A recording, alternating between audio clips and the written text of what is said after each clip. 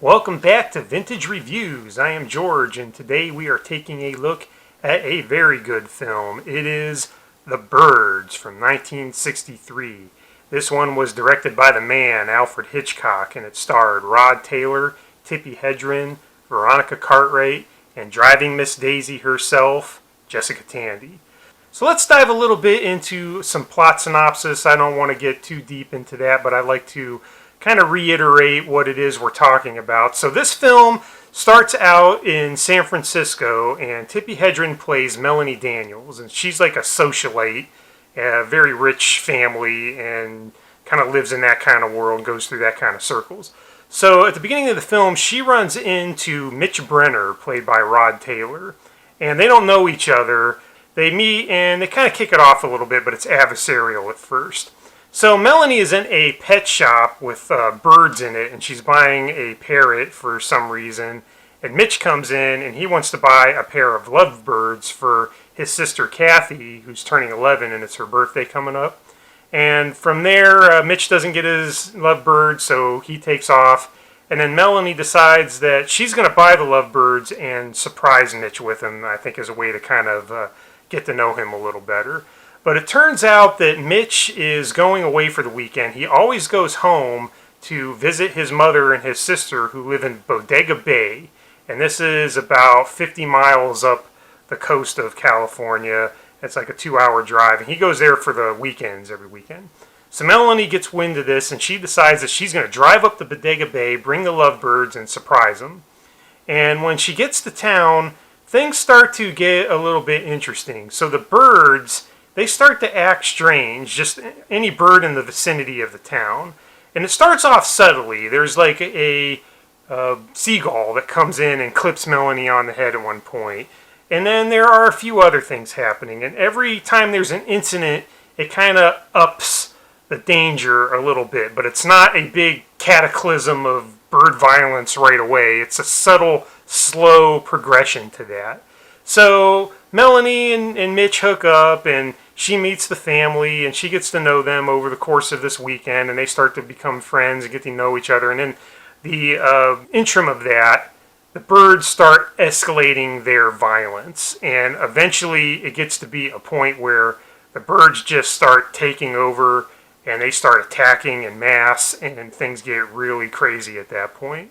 At some point in the film, they can't really escape because the birds are too dangerous, and they have to hole up in their country home and try to defend themselves and survive. And that's the basic idea behind the film. So first of all, I'd like to talk a little bit about the cast because it is excellent. There's Rod Taylor, who plays Mitch Brenner. And for one thing, I will say that Rod Taylor to me is just super cool. I really like this guy.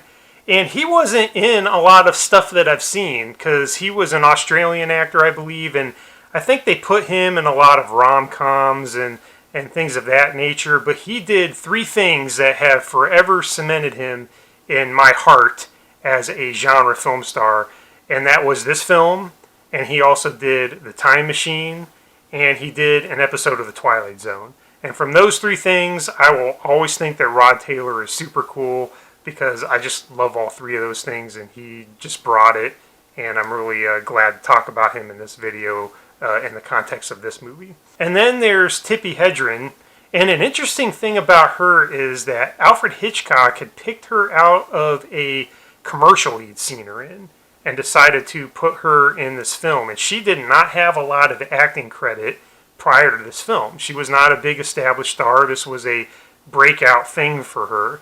And she is really good in this. I mean, she plays the part of a socialite, a sophisticated person to perfection. And then the scenes where she has to deal with all the crazy stuff going on and the emotion that's involved in that, she pulls it off really well. And I just think Tippi Hedren did a heck of a job in this film. And also there's Veronica Cartwright, who plays the little girl, Mitch's sister Kathy. And a cool thing about her is she went on to a career of doing some really good stuff in sci-fi. She was in the original Alien that Ridley Scott did. She was in that. She was in the remake of Invasion of the Body Snatchers with Donald Sutherland. I think she was the mom in Flight of the Navigator. I mean, she she went on to do some really good classic stuff, and I think she got her start. One of her early things was this film.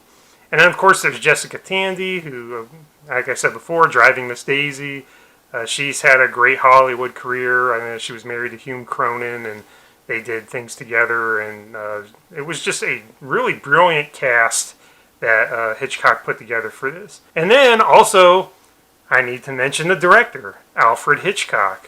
I mean, does it get any better than that? I mean, he was a master. He was so good. I really enjoy his work to this day.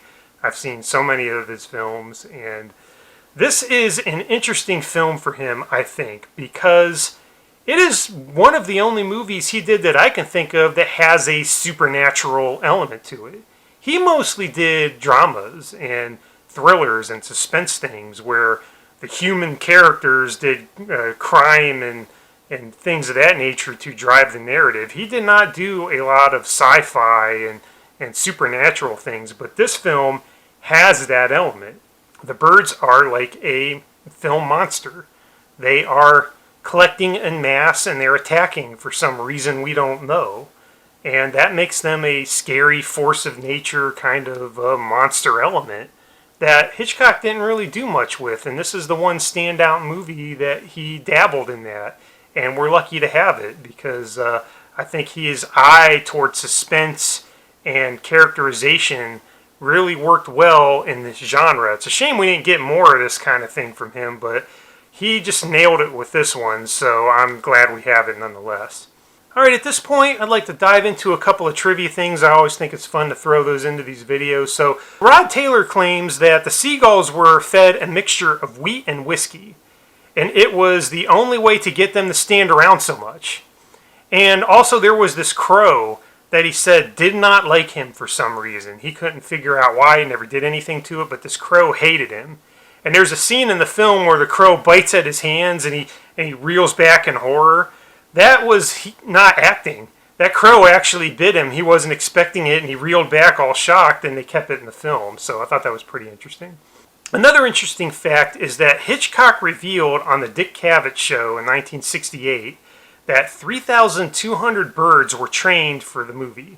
He said that the ravens were the cleverest, but that the seagulls were the most vicious.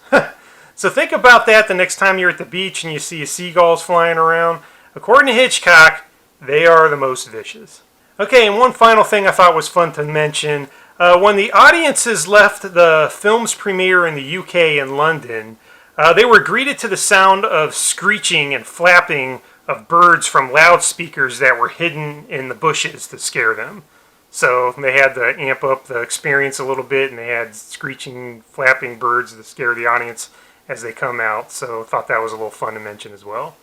So, one of the things I like to do in this video is point out, little quirky things little silly things to make fun of, poke a little fun of, have a little fun with these. But the interesting thing here is that I watched this recently and I can't think of anything. It is just so well crafted that there's not a lot of hokiness or goofiness that I can point out to make any kind of fun of, because it is just so well done.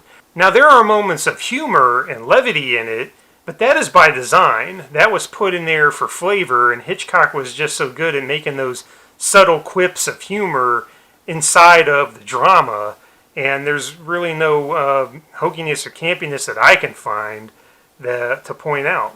So we don't get that in this episode, but that's because the nature of the movie was so good. So why else do I like it? Well, let's go back to Hitchcock. I know I've talked about him a lot in this video, but I will say that, the man was just so good, and at this time of his career, he was at the top of his game. He had done Psycho. He had done North by Northwest. He had done Rear Window. He had done The Man Who Knew Too Much. He had done all these great films. And then he comes in with The Bird. So, he was just right there on point at the top of his game, and it shows in this film. It is just a masterpiece, and I love it so much, and I can't really sit here and quip about it or anything of that nature because it's just a great movie. Okay, so that is it for this week. The film is The Birds, Alfred Hitchcock. Great stuff, one of my all-time favorites. I appreciate you taking the time to tune in and watch the video. I had a blast talking about it, and I hope to do some more here pretty soon. So again, thank you for tuning in, and until the next time, have a good one.